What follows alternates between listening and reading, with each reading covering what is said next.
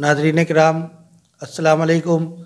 आज हम फिर अपने यूट्यूब चैनल बज़्म-ए-नात व अदब FGNA में आपसे रूबरू हैं, जिसमें हम आपकी मुलाकात मुल्क के मशहूर व मारूफ उलमा, शोरा, उदबा, मशाइख और दीगर सोशल लिटरल पर्सनालिटीज़ से इंटरव्यू के ज़रिए से करवाते रहते हैं।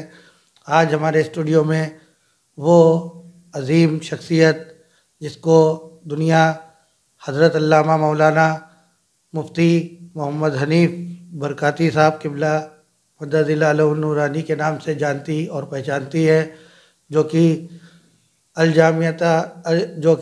हज़रत एहसनुल मदारिस कदीम नई सड़क कानपुर में अल्हम्दुलिल्लाह नायब सदरुल मुदर्रिसीन के मनसब पर फायज़ है और बहुत सारे शागिर्दों को सदर मुफ्ती की हैसियत से वहाँ पे काम कर रहे हैं और दीनी और इल्मी रोशनी से बहुत सारे अपने शागिर्दों को रोशनास कर रहे हैं।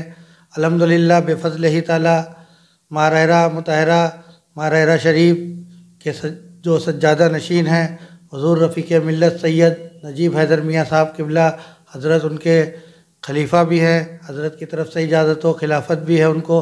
तो उस अज़ीम शख्सियत, उस आलिम दीन, उस मुफ्ती की बारगाह में आज हम आपको लेके चलते हैं, उनकी हयात व खिदमात के बारे में जानते हैं। हज़रत आपका हमारे स्टूडियो में इस्तक़बाल है। अस्सलाम वालेकुम व रहमतुल्लाह। वालेकुम अस्सलाम व रहमतुल्लाहि व बरकातहू। बहुत शुक्रिया साहब। तो हज़रत आप हमारे स्टूडियो में तशरीफ़ लाए, बहुत बहुत शुक्रिया आपका। हम चाहेंगे कि हमारे नाज़रीन को अपना तारुफ़ पेश कराएं, अपना नाम और आपकी विलादत कहाँ पर हुई और कहाँ पर आपने अपनी जो तालीमात है उनको हासिल किया, क्या क्वालिफ़िकेशन रही, हमारे नाज़रीन के साथ शेयर करना चाहेंगे? जी ज़रूर। बिस्मिल्लाहिर्रहमानिर्रहीम। मोहतरम अयाज चिश्ती साहब सल्लल्लाहुल मन्नान, सबसे पहले तो मैं दिल की अथाह गहराइयों से आपको और आपकी पूरी टीम को मुबारकबाद के गजरे पेश करता हूँ कि आपने ज़माने की रविश को महसूस किया और एक नए अंदाज में दीन का काम आगाज़ करने के लिए, दीन का काम तुंदही और तेज़ी से करने के लिए आपने एक बहुत अच्छा प्लेटफार्म चुना और उसका इंतखाब किया और एक चैनल लॉन्च किया और उसका बड़ा खूबसूरत नाम रखा आपने बज़्म-ए-नात व अदब। मैं इसके लिए आपको मुबारकबाद पेश करता हूँ।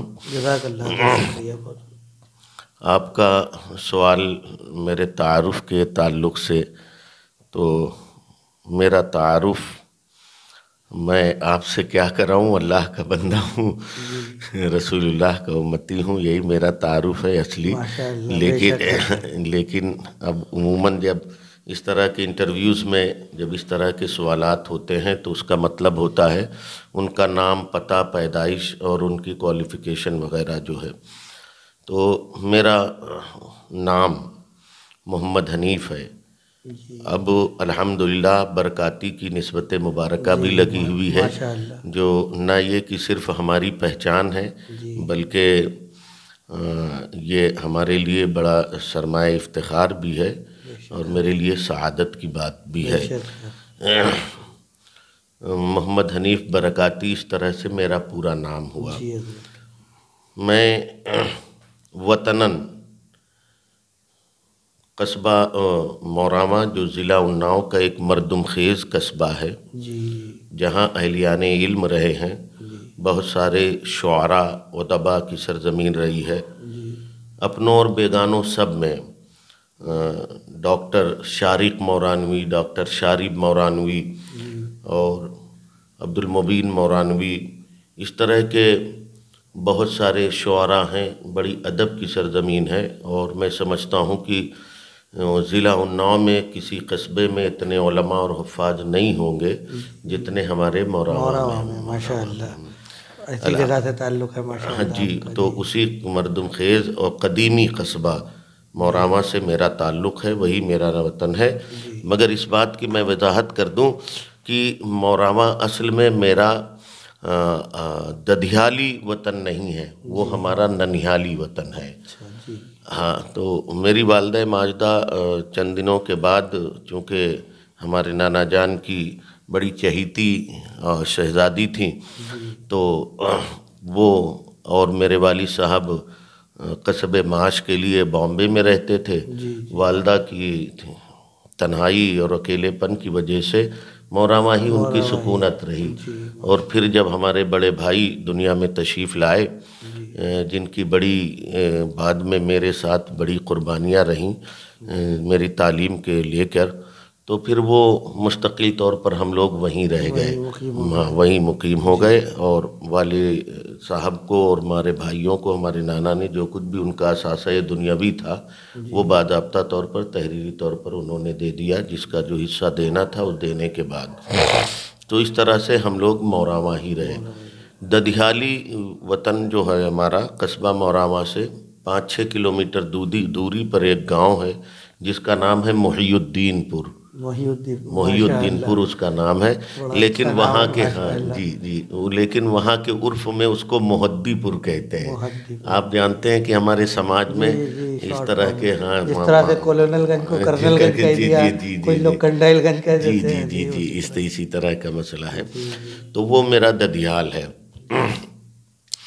تعلیم و تعلم کا جہاں تک کہ تعلق ہے، تو پہلے تو یہ بتا دوں کہ میرا تعلق ایک متوسط گھرانے سے ہے، اور میرے چچیرے نانا حضرت مولوی مصطفیٰ حسین عرف مولوی دلاور حسین رحمۃ اللہ تعالیٰ علیہ ہمارے چچیرے نانا تھے۔ تو موراواں قصبے میں ہمارے ایک بڑا پرانا ادارہ ہے، آج بھی وہ موجود ہے، دارالعلوم ضیاء الاسلام۔ اس کا سنگ بنیاد سرکار مفتی اعظم عالم مصطفیٰ رضا خاں شہزادہ حضور اعلیٰ حضرت رحمۃ اللہ تعالیٰ علیہ نے رکھا تھا۔ تو ہمارے نانا حضرت پوری زندگی اس ادارے کے پرنسپل کے منصب پر فائز رہے، اور اس زمانے میں مرد عورت بچے بچیاں جتنے بھی تھے وہ سب ہمارے نانا ہی کی جو عمومی تعلیم ہوتی ہے وہ تعلیم دیے ہوئے تھے۔ ہمارے نانا ہی ان کے استاذ تھے۔ قرآن شریف یا اردو جتنا، میلاد شریف وغیرہ جو اس زمانے میں جتنا پڑھایا جاتا تھا، آج بھی پورا موراواں اس کا گواہ ہے۔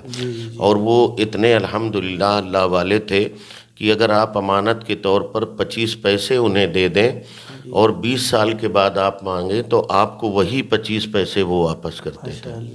ایسا بارہا ان کے صدر المدرسین کے زمانے میں جب وہ مدرسے میں رہے تو لوگوں نے بارہا ایسا تجربہ کیا ان کی دیانتداری کو۔ ہر طرح کے لوگ ہوتے ہیں، جانچنا چاہتے ہیں، پرکھنا چاہتے ہیں، تو ان لوگوں کا خود کا بیان ہے کہ اور پھر ان کے انتقال کے بعد ہمارے بھائی وغیرہ نے جب ان کی مزار کنارے کنارے پختہ کرنا چاہی تو اتفاق سے اس کا ایک تختہ کھل گیا، تو سینکڑوں لوگ وہاں کے گواہ ہیں، اس بات کی شہادت دیں گے کہ ان کی قبر سے خوشبو آ رہی تھی، جو ان کی مقبولیت اور یہ اللہ والوں کی شان ہے۔ تو وہ ہمارے چچیرے نانا تھے جن کی ان خدمات کا میری اپنی ذاتی زندگی پر بڑا اثر پڑا۔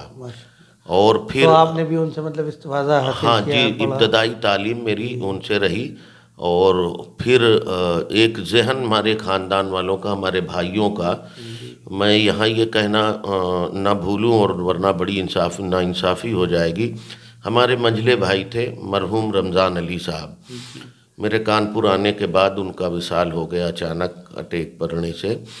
تو میرے یہ دینی تعلیم میں آنے میں، عالم اور مفتی وغیرہ بننے میں، میرے ان بھائی اور میرے سب سے بڑے بھائی جناب رشید احمد صاحب، اللہ تعالیٰ ان پر کرم کی بارشیں فرمائے، ان دو حضرات کی بڑی کاوشیں اور محنتیں رہیں، اور ایک نظریہ اور ایک ذہن ملا تو الحمدللہ میں کچھ دینی شعور حاصل کر سکا۔ ابتدائی تعلیم تو میری موراواں کے دارالعلوم ضیاء الاسلام ہی میں رہی، اور اس کے بعد میرا تعلیمی سفر جاری رہا الحمدللہ ہمارے احباب کے ساتھ۔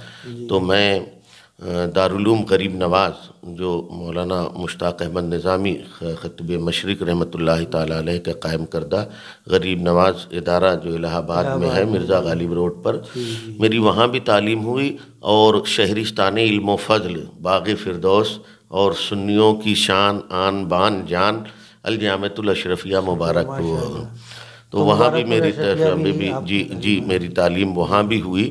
اور پھر فراغت کے بعد میں نے مفتی کا کورس دنیا سنیت کے بڑے لائق معتمد مستند مفتی مصنف اور جن کی تصانیف آج بھی الحمدللہ لوگوں کے لیے مینار رشد و ہدایت ہیں، صاحب تصانیف کثیرہ فقیہ ملت حضرت العلام حضرت علامہ مفتی جلال الدین احمد امجدی رحمۃ اللہ تعالیٰ علیہ، جن کی زندگی سے بھی میں بہت متاثر ہوا اور جن کی تعلیم و تعلم سے بھی میں بہت متاثر ہوا۔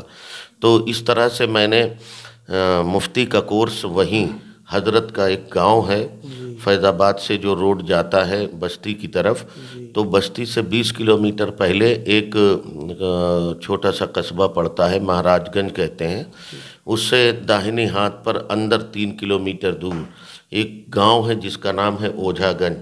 مسلمانوں کی آبادی بہت کم ہے، 20-25 گھروں کی ہے، اور وہ بھی بڑے مطلب مفلوق الحال لوگ اس وقت تھے، اب تو اللہ کا شکر ہے تھوڑی سی وہ ہوئی۔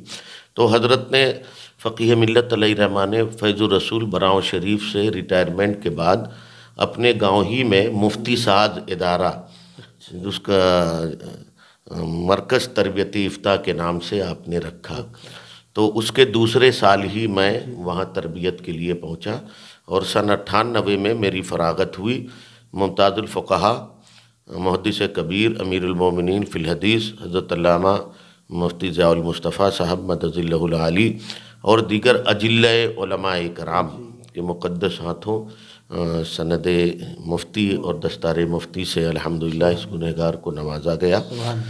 اور اس کے بعد میں وہاں سے فارغ ہونے کے بعد چند دن میں نے اپنے ادارہ مادر علمی موراما دارالعلوم ضیاء الاسلام میں خدمت کی، سوچا تھا کہ کچھ کام ہوگا لیکن کچھ حالات ایسے رہے، خیر بہرحال وہاں کے بعد پھر میں کرناٹکا چلا گیا۔ کرناٹکا میں ایک بڑا ادارہ ہے سنیوں کا، گلشن رضوی کو کہتے ہیں، تو تقریباً 3 سال میں رائے چور کرناٹکا میں، حیدرآباد تلنگانہ کا جو اب شہر ہے حیدرآباد، اس سے 200 کلومیٹر کے فاصلے کرشنا ندی کے کنارے واقع ہے رائے چور۔ تو 3 سال میں نے الحمدللہ وہاں منتہی کتابیں پڑھائیں، اور پھر وہاں کے بعد کانپور آنا ہوا میرا، اور پھر کانپور میں 1 سال میں شاردا نگر میں رہا، اور اس کے بعد پھر حضرت علامہ مفتی شہباز انور صاحب مدد اللہ سے کے ذریعے جامعہ اثر المدارس قدیم میں میرا تقرر ہوا۔ پہلے تو میں پرائیویٹ تھا، 5 سال تک کہ میں پرائیویٹ پڑھاتا رہا اور فتوے بھی لکھتا رہا۔ 1 جولائی 2009 میں الحمدللہ وہاں جگہ خالی ہونے کے بعد کمیٹی اور پرماننٹ اپائنٹمنٹ ہو گیا، میں ملازمت وہاں سے تب سے اب تک کہ الحمدللہ آپ حضرات اور دین متین کی جو خدمت ممکن ہو سکتی ہے مجھ سے، میں وہ خدمت انجام دے رہا ہوں۔ تو اسی درمیان جب میں یہیں تھا تو یہاں آنے کے بعد الحمدللہ میں اپنے اساتذہ سے سن کر خانقاہ برکاتیہ مہرارہ مطہرہ جو سب کا مرکز عقیدت ہے اور بڑے سنیوں کو بڑا ناز بھی ہے اور ہونا بھی چاہیے، اس لیے کہ جو خدمات اس خانقاہ کی ہیں وہ شاید دوسری جگہ نظر نہیں آتی۔ ہر آدمی اپنے وسائل سے، میں کمنٹس بھی نہیں کرتا لیکن ان حضرات نے بہرحال کام کیا ہے، تو وہ ایک نسبت تھی اور اساتذہ سے سنتا رہتا تھا۔ اور پھر میں وہیں اوجھا گنج ہی میں سرکار امین ملت تشریف لے گئے تھے، مفتیوں کی دستار بندی کے موقع پر، تو وہیں میں نے اپنی جان و مال کا سودا کر لیا اور میں حضرت کی غلامی میں داخل ہو گیا۔ ہاں جی، تو یہاں آنے کے بعد جب سرکاروں کی آمد، اور پھر الحاج عتیق احمد برکاتی صاحب ناظم اعلیٰ ہیں جو بزم قاسمی برکاتی کے، ان کے یہاں آمد و رفت، سرکاروں کا کرم، ان کی نگاہ ناز ہے۔ جی جی جی حضور احسن الماء جی جی جی جی جی جی، ارے کیا کہنے، ارے جی کیا کہنے صاحب، جی جی جی ہاں۔ تو اس تعلق سے پھر حضرت سرکار یحییٰ میاں وارث پنجتن رحمۃ اللہ تعالیٰ علیہ کا وصال ہوا، جو ہم لوگوں پر اور تمام سنیوں پر ایک بجلی بن کے گری یہ خبر۔ وہاں حاضر ہوئے حضرت کے چہلم کے موقع پر مجھے تو یقین ہی نہیں تھا، میرے حاشیے ذہن میں بھی نہیں تھا کہ مجھ جیسا گنہگار، بدکار، خطاکار، اسیاں شعار کسی اس کے لائق ہے۔ لیکن پھر ایاز بھائی میں وہ کہوں گا، شاہاں چے عجب گربہ نوازند گدارا، بادشاہوں کو کیا ہے، جس فقیر کو جو چاہیں عطا کر دیں۔ تو اسی موقع پر سرکار نور کی گدی پہ کھڑے ہو کے سرکار رفیق ملت میرے مرشد اجازت سید شاہ نجیب حیدر میاں صاحب سجادہ خانقاہ عالیہ قادریہ برکاتیہ نوریہ مہرارہ مطہرہ نے اس غلام کو اجازت و خلافت بھی عطا فرمائی، اور یہی میری زندگی کا بہت اہم حصہ ہے، اور میرے لیے سب سے زیادہ جو چیز باعث فخر ہے اور قابل قدر ہے، اور جس پر میں بڑا ناز کرتا ہوں، وہ ان کی اس غلامی کا پٹا ہی ہے۔ جی، تو یہ مختصر سا تعارف تھا میرا، شاید زیادہ وقت ہو گیا ہوگا۔ جی مختصر اور جامع، بہت ساری چیزیں اس میں آپ نے بتائی، ماشاءاللہ بہت اچھا۔ تو حضرت اپنے اہل خانہ کا تعارف پیش کرانا چاہیں گے؟ ہاں جی جی، میرے والد والدہ تو دنیا سے رخصت ہو گئے، اللہ تعالیٰ انہیں غریق رحمت فرمائے، ان کے صغائر و کبائر کو معاف فرمائے۔ جیسا کہ میں نے ذکر کیا، ہم 6 بھائی بہن تھے، یعنی ہم 5 بھائی تھے اور ہماری ایک بہن ابھی ہیں الحمدللہ۔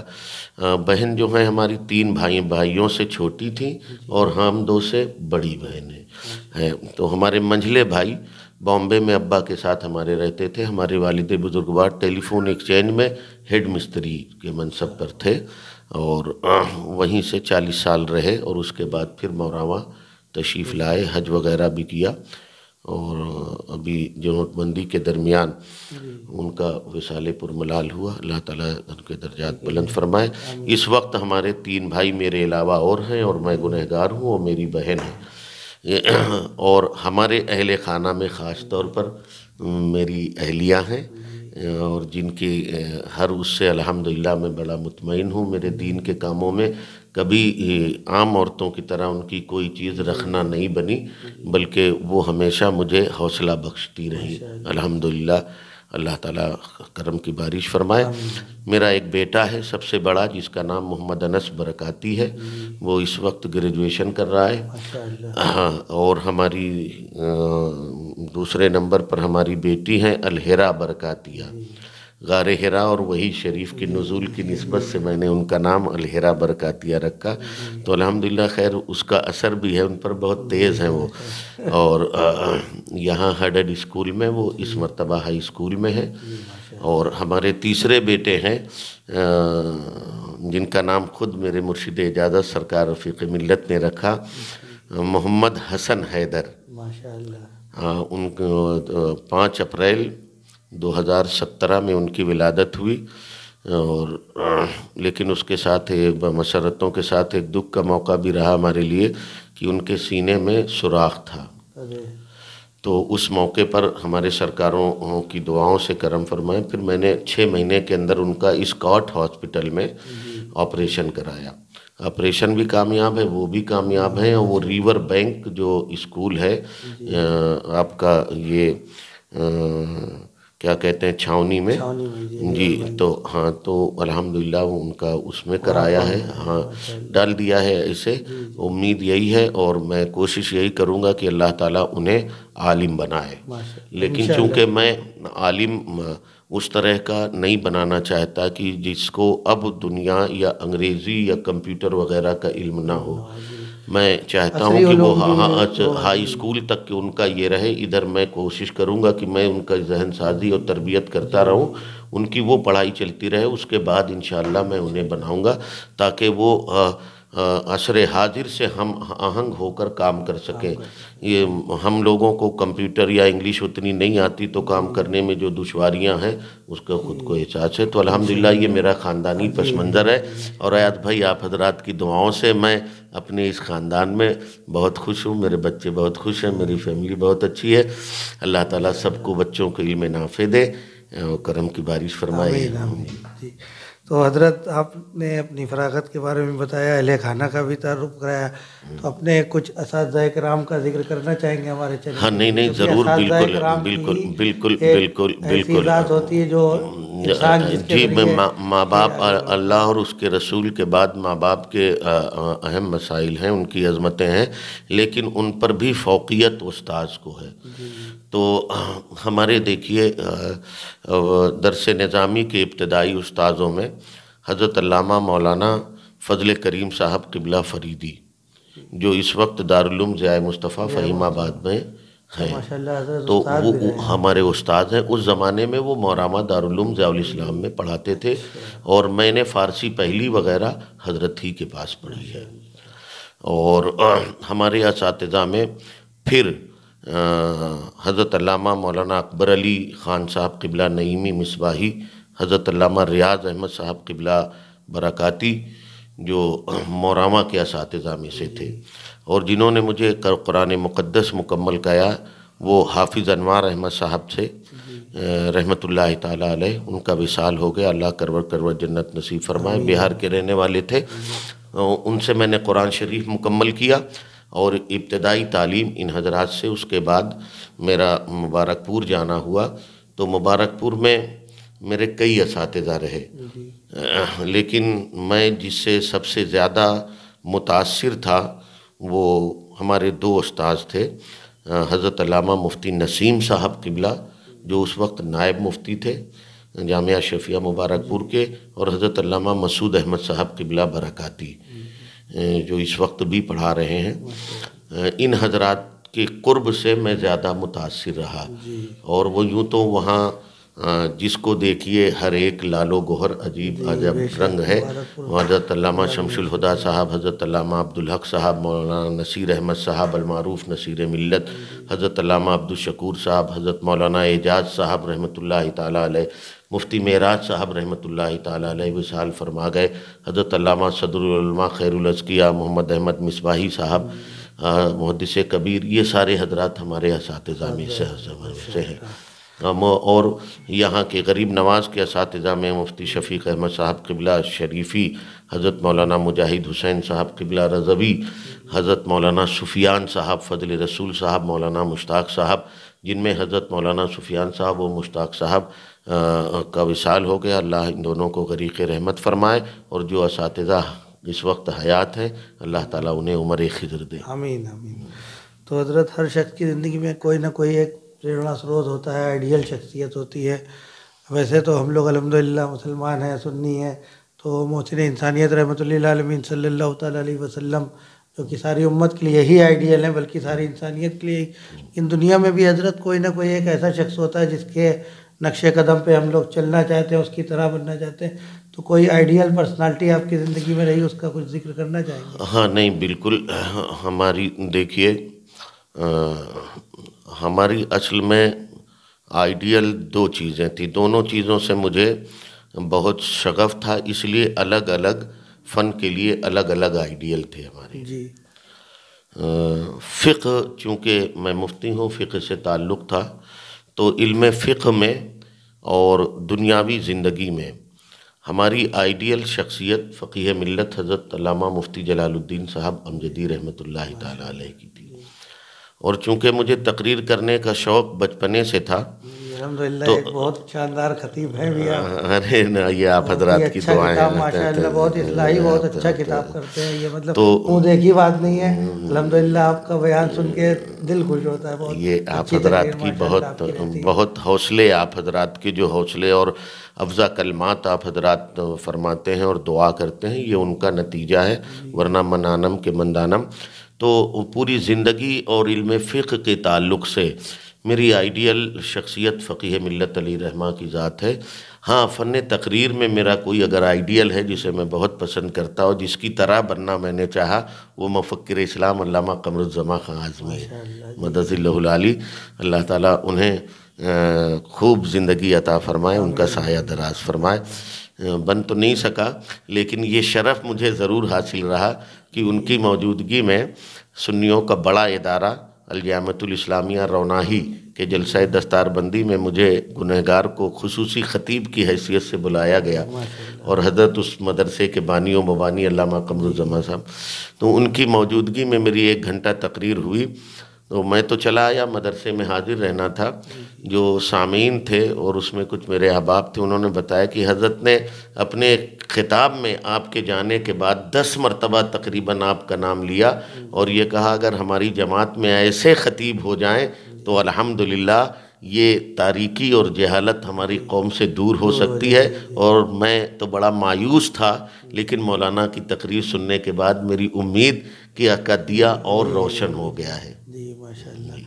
تو حضرت آج جو ماحول چل رہا ہے، ہر طرف نفرتیں عام ہو گئی ہیں، وفا، خلوص، اخلاص سب رخصت ہوتا جا رہا ہے دنیا سے. حالات حاضرہ کو دیکھتے ہوئے الحمدللہ آپ مفتی شہر کے منصب پہ بھی فائز ہیں.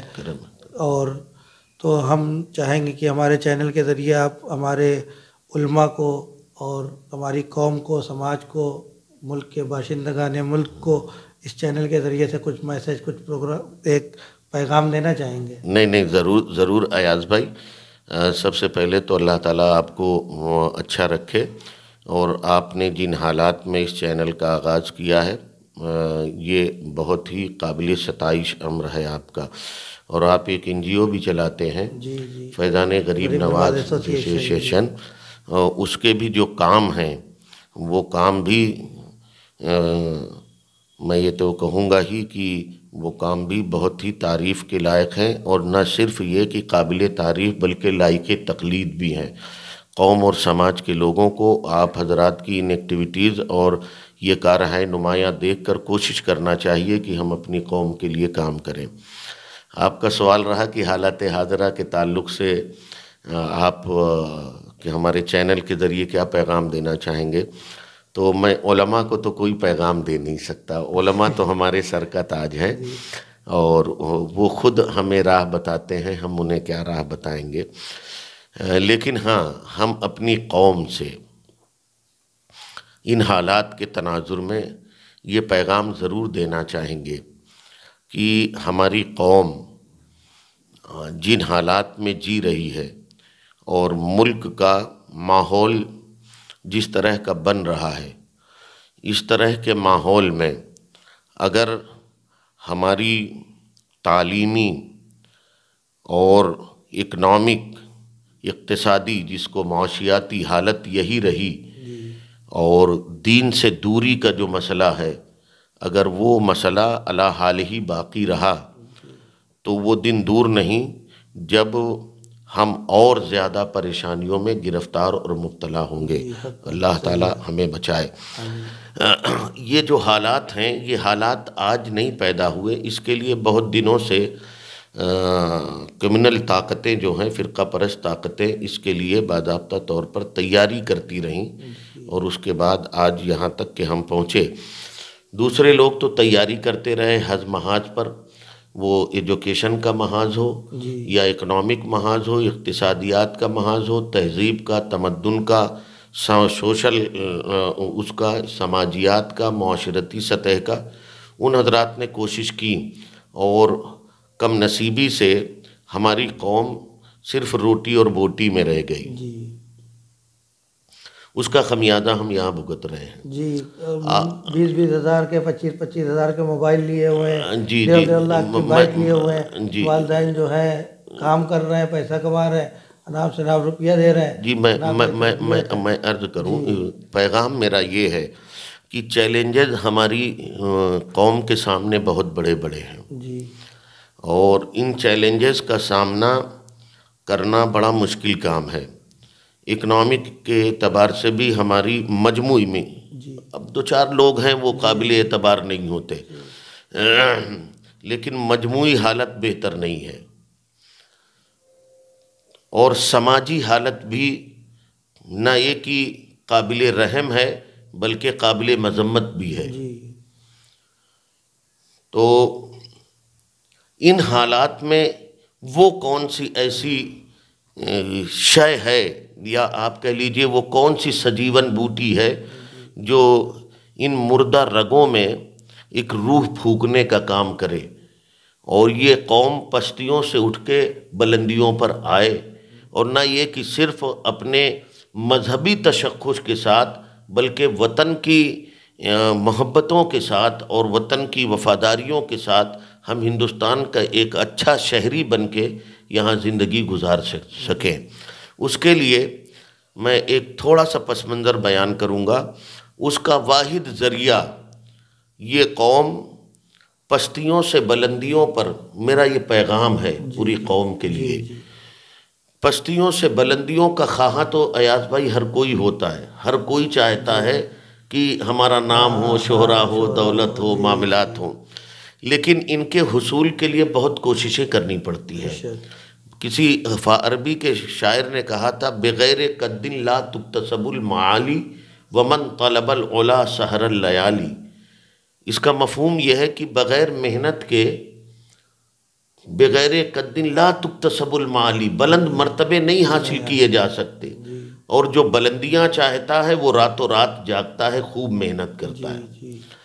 آج اگر ہماری قوم کو اپنے سماج کی اصلاح کرنی ہے اور خود کو اوپر لانا ہے, ایک ذمہ دار شہری کی حیثیت سے ملک اور اپنے مذہب کی خدمت کرنی ہے, تو اس کا واحد ذریعہ ایجوکیشن اور تعلیم ہے. اور آپ دیکھیں مکہ کی دھرتی پر کفار مکہ تھے, اور وہاں کون سا ایسا جرم تھا, کون سے ایسے کرائم اور جرائم تھے جس کی آماجگاہ مکہ نہیں بنا تھا. ہمارے آقا کے آنے سے پہلے 17 لوگ پڑھے لکھے تھے, لیکن اتنا بڑا انقلاب پیدا کیا اللہ کے حبیب نے, سماج کا, تہذیب کا, تمدن کا, معاشرے کا, اکنامک کا, تعلیم کا, ہر سا انقلاب پیدا کیا. مگر یہ انقلاب کیوں کر ممکن ہو سکا؟ یہ انقلاب صرف اور صرف اس لیے ممکن ہو سکا کہ پیغمبر انقلاب صلی اللہ علیہ وسلم نے سب سے پہلے علم کی شمع ان لوگوں کے ہاتھ میں دی جو ان پر ایمان لائے, جن کی بارگاہ میں ہماری پیشانیاں ادب سے جھکتی ہیں, صحابہ کرام رضوان اللہ تعالی علیہم اجمعین.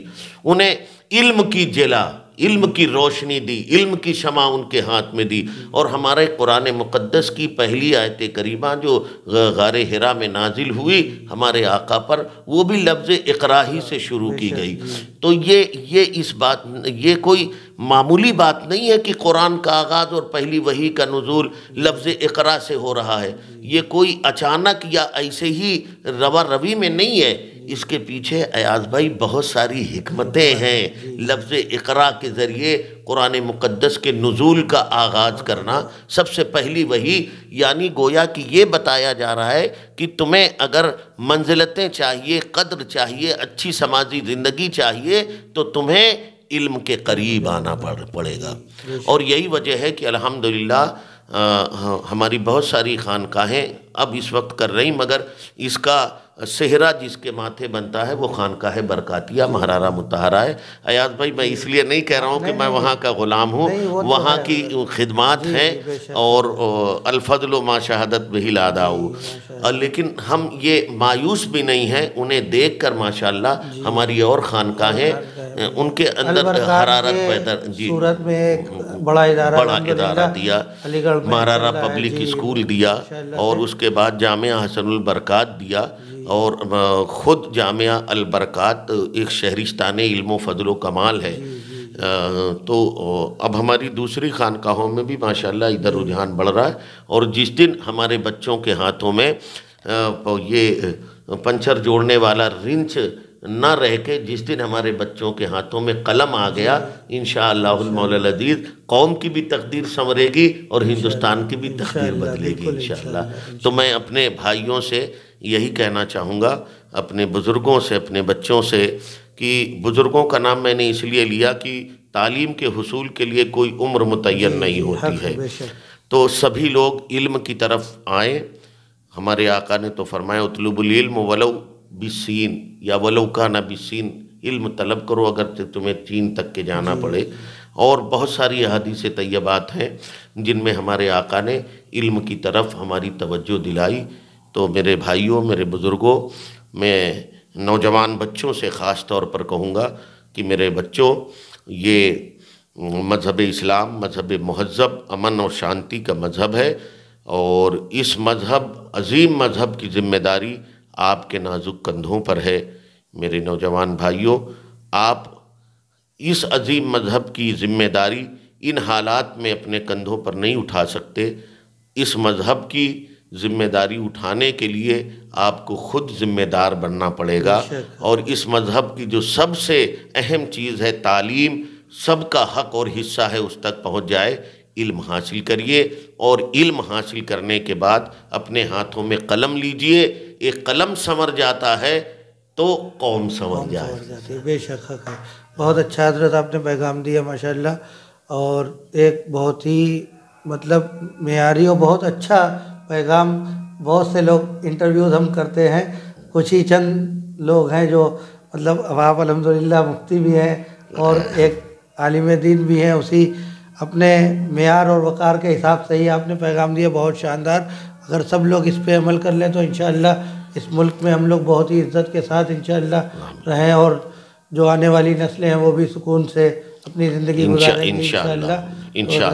آپ ہمارے اسٹوڈیو میں تشریف لائے، آپ کا بہت بہت شکریہ۔ آپ نے مجھے بلایا، میں اس کے لیے آپ کا بہت شکر گزار ہوں، اور میں چاہتا ہوں کہ اس طرح کے مواقع آپ کے ذریعے لوگوں کو ملتے رہے، اور تاکہ قوم کا اس سے فائدہ ہوتا رہے اور دین و مذہب کا پیغام پہنچتا رہے۔ میں دعا کرتا ہوں کہ اللہ تعالیٰ آپ کو عروج عطا فرمائے، اور آپ کی NGO فیضان غریب نواز ایسوسی ایشن، اللہ اسے بلندی عطا فرمائے۔ ناظرین، السلام علیکم ورحمۃ اللہ وبرکاتہ۔ اگر کسی طرح دل آزاری ہوئی ہو تو معاف کریے گا، مگر ہاتھوں میں قلم ضرور پکڑیے گا۔ سبحان اللہ۔ تو حضرت آپ ہمارے اسٹوڈیو تشریف لائے، آپ کا بہت بہت شکریہ۔ آپ کی قومی، ملی اور دینی سنی خدمات کے اعتراف میں ہم اپنی تنظیم فیضان غریب نواز ایسوسی ایشن اور اس کی ادبی یونٹ بزم نعت و ادب کی طرف سے آپ کو سرٹیفکیٹ دے کے اعزاز سے نوازنا چاہیں گے۔ ماشاءاللہ، بڑی میرے لیے بڑی اعزاز کی بات ہے، اور میرے لیے بڑے فخر کی بات ہے،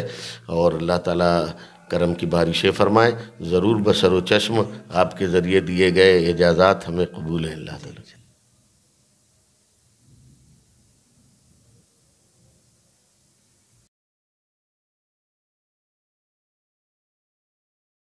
تو ناظرین کرام، یہ تھے حضرت علامہ مولانا مفتی محمد حنیف صاحب قبلہ برکاتی، جن سے آج آپ نے ملاقات کی، ان کی حیات و خدمات سے روشناس ہوئے۔ حضرت نے بہت ہی قیمتی پیغام بھی دیا، تو ہم انشاءاللہ اسی طرح سے آپ کی ملاقات ملک کے وہ مشہور و معروف شخصیات سے، جو کہ شخص سے شخصیت تک کا سفر طے کرتے ہیں، اور قوم کے لیے، سماج کے لیے اپنی زندگی سے ہٹ کے، اپنی ضروریات دنیاوی معاملات سے ہٹ کے خدمات انجام دیتے ہیں، ان سے آپ کی ملاقات انشاءاللہ کراتے رہیں گے۔ ہمارے چینل بزم نعت و ادب FGNA کو لائک کریں، سبسکرائب کریں، شیئر کریں۔ انشاءاللہ زندگی رہی تو پھر ملاقات ہوگی۔ کیمرہ مین محمد آصف بارسی کے ساتھ ایاز احمد چشتی۔ السلام علیکم ورحمۃ اللہ۔